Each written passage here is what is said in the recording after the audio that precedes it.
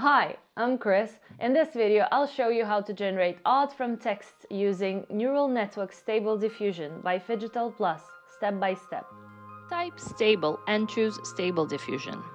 In text prompt, let's type a description of an image we want to receive and add some artistic keywords in order to get better and more customized results.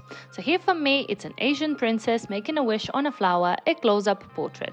You can also mention any details you don't want to be in the final result. Next, we click on the play button and wait for the first results to appear. Nice work!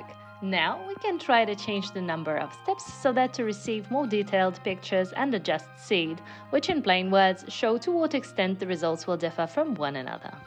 You can play with different seeds until getting the best results. Remember, if you don't know which parameters to set, check out the instructions by clicking on the question mark sign in the top right corner. It's time to generate and wait. Impressive! I really like the results, so don't forget to click on Save. I believe you're all set to try this neural network right now. And don't forget to share your cool pictures with us on YouTube and Instagram under #CreatedWithPhygital+. Thank you for your attention.